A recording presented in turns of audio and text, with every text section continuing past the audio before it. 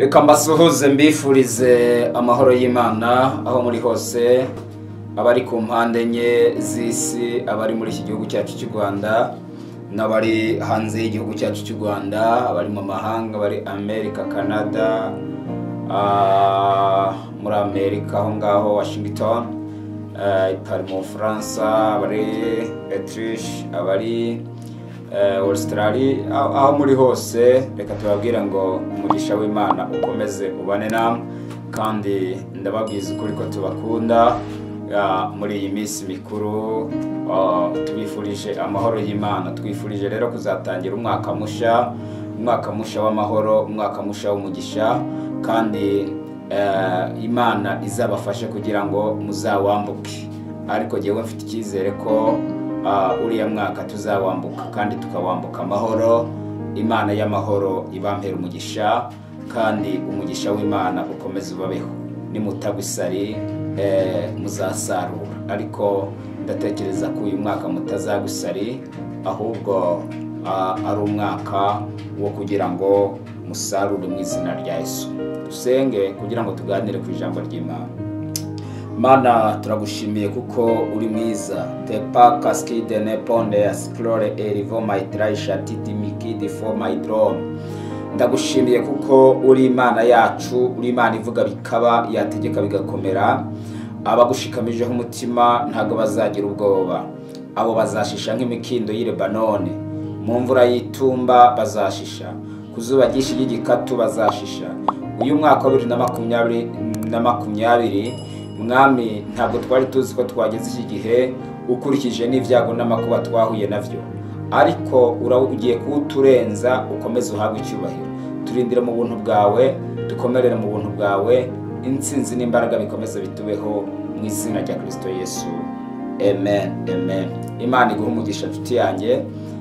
Ikintu usabwa no gukanda subscribe, warangiza gukora subscribe, ijambo ry'Imana rikakugeraho uko bukeye nuko bwije. Turasoma mu butumwa bwiza nk'uko bwanditswe na Luka, ibice 7 duhereye ku murongo wa 11. Bukeye ajya mu mudugudu witwaga Naini. Abigishwa be n'abantu benshi bajyana nawe. Ageze hafi y'irembo ry'umudugudu, ahura n'abikoreye ikiriba. Uwari wapfuye yari umwana w'ikinege, kandi nyina yari umupfakazi. Abantu benshi bo muri uwo mudugudu bari bamuherekeje. Umwami Yesu amubonye, amugirira imbabazi, aramubwira ati, yewe wirira, yerekera ikiriba agikoraho. Yerekera ikiriba agikoraho. Nimwakira ijambo ry'Imana. Iri jambo nifuza kuganira nawe kuri uyu munsi, muri iyi minsi mikuru ya Noheli. Ijambo rivuga ngo wirira. Impamvu Imana ivuze ngo wirira, nuko hari ibintu byakurijije uyu mwaka, ariko ntabwo ushobora kwinjira mu mwaka utaha uri kurira. Imana ishimwe. Ndanezerewe cyane kubwira ijambo ryiza, kandi ijambo ry'ubuzima. Iyo ufite ijambo mu buzima bwawe, ijambo rikugeza aho utari ukwiye kugera, ijambo rigukandagiza ahantu utari ukwiye gukandagira. Mwifurije rero kubana nanjye muri iri jambo ry'Imana. Ndanezerewe ku bwawe. Bibiliya ivuga kuri uyu mugore w'umupfakazi. Yari yarashatse umugabo, bavyarana umwana umwe, kandi umwana umwe w'ikinege. Bamaze kuvyara umwana umwe,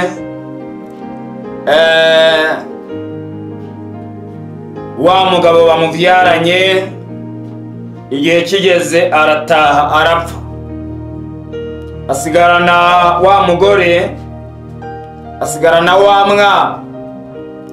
Aravuga ngo nubwo papa w'umwana apfuye, ariko umwana wanjye azancungura, azaba umucunguzi wanjye. Kenshi nuko tujya dutekereza, nuko bigenda, nuko bibaho. Iyo ufite umwana umwe ubona ari umucunguzi, ubona azagucungura, Imana ishimwe. Ariko uyu mwana Bibiliya iravuga ngo hashize iminsi aragwa. Uyu mupfakazi yarazwi mu mudugudu, bari bamuzi bose, abantu barakuzi, ibyo ubamo byose abantu barabizi, niba uba mu bibi abantu barabizi, ariko nanone nuba mu byiza navyo abantu barabizi. Imana ishimwe cyane. So uyu mupfakazi arangije agwaza umwana mu buryo butunguranye. Umwana amaze kugwara araremba. Iyo umuntu yagwaye agira inshuti zikamugeraho, inshuti zikamuganiriza. Ariko umunsi umwe wa mwana arapfa. Amaze gupfa, byiringiro by'uyu mudamu birarangira. Ntabwo nzi ahantu ibyiringiro byawe biri. Yewe ibyiringiro byanjye biri ku Mana yanjye. Ibyiringiro byawe birihe? Ntabwo ibyiringiro byawe biri ku bantu. Igihe uzaba ukiringiye abantu, kubona Imana bizakugora. Ariko igihe nanone uzaba wavanye amaso ku bantu, te pasti demando ya sika, Imana bizayorohera kukuzaho. Ariko igihe imbaraga zawe zose ziri ku muntu, bizakugora kugira ngo wakire igitangaza. Imana ishimwe cyane. Vana amaso ku bantu, uyahanga Imana. Abantu barahemuka, ariko Imana ntihemuka. Abantu baravuga, ariko Imana ntiyakuvuga nabi. Deba ya skide mando ya dresha rawiti mikine fore dro. Ndanezerewe cyane. Igihe nongere bisubiremo, igihe ikiringiye abantu biragoye kubona Imana, ariko igihe wavanye amaso ku bantu biroroha kugira ngo ubone Imana. Imana ishimwe cyane. Uyu mugore yafashe umwanya wo kwiringira umugabo.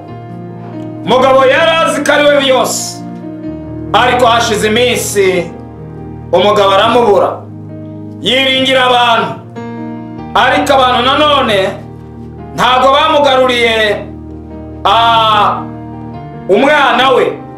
Ariko munsi, haleluya, munsi uyu mupfakazi amaze gupfusha umwana we, afata icyemezo gikomeye cyo kwiringira Imana.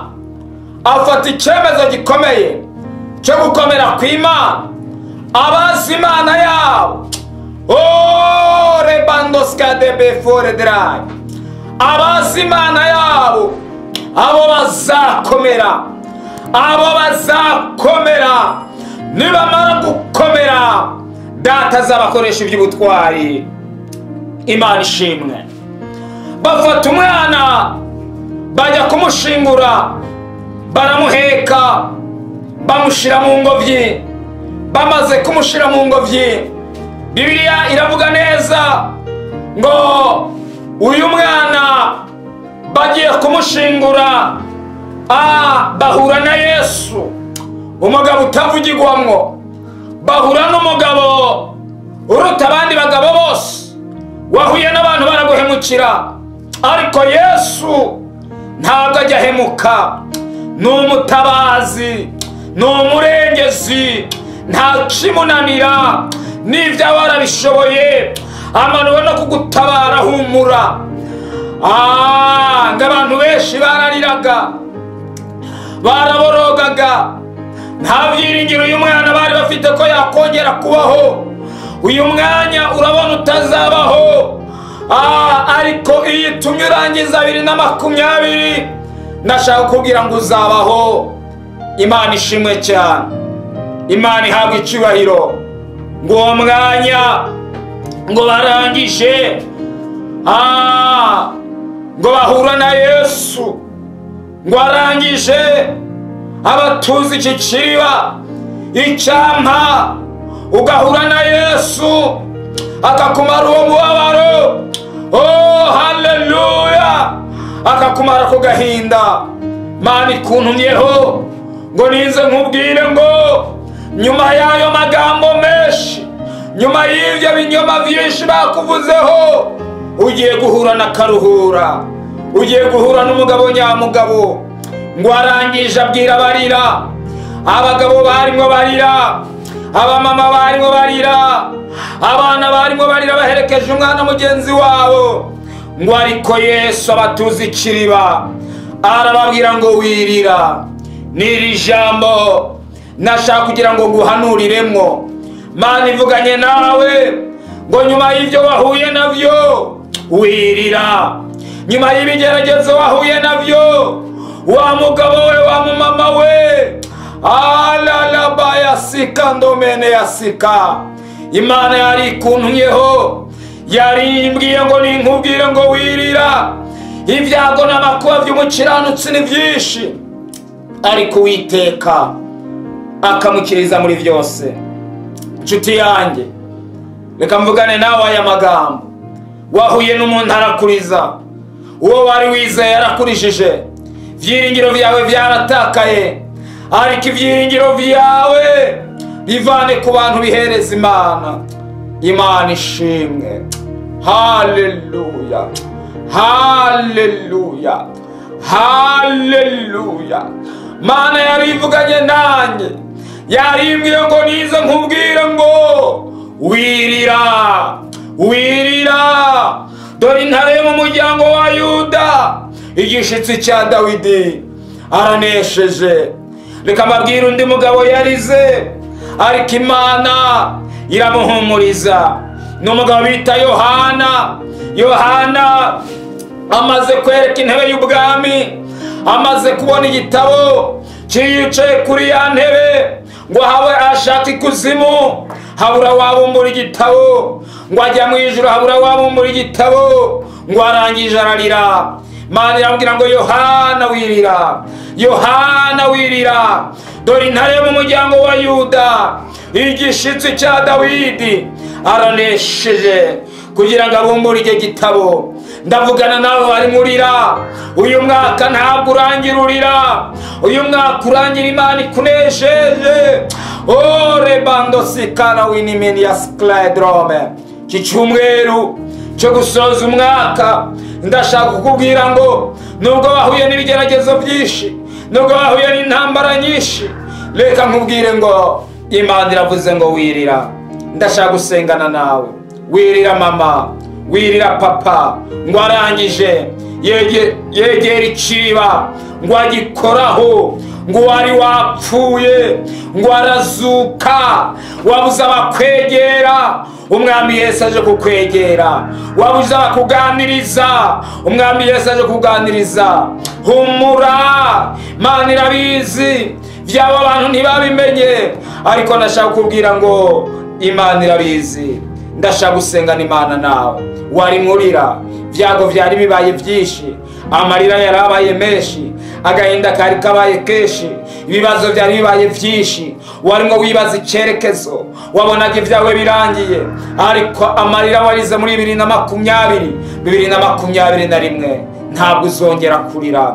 Haleluya, ntabwo uzongera kurira. Kintu Imana igusaba ni ukuba maso, ukagendana n'Imana, ukabana n'Imana, ukagira n'ubusabane n'Imana. Mana nizeye, Imana niringiye, Imana nkorera, ntabwo izagukoza isoni. Reka dusenge.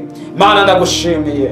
Uyu mumama, uyu mugabo yarimwe arira, yarimwe aboroga, yari yabuze igisubizo, ariko ni wowe gisubizo, ni wowe gisubizo, ni wowe mutabazi, ni wowe murengezi. Ndasengeye umuntu wese yarakurikiye ijambo ryawe, umugirire neza, ineza yawe imubeho, amarira yarira, kibazo cyose cyamurizaga ukirangize kugira ngo izina ryawe rihabwe icyubahiro. Urakoze Mwami, urakoze Elohimu, urakoze Adonai, urakoze kukuri kumwe natwe mu izina rya Kristo Yesu. Amen, amen. Wirira, niko Imana ivuganye nawe. Amen, amen.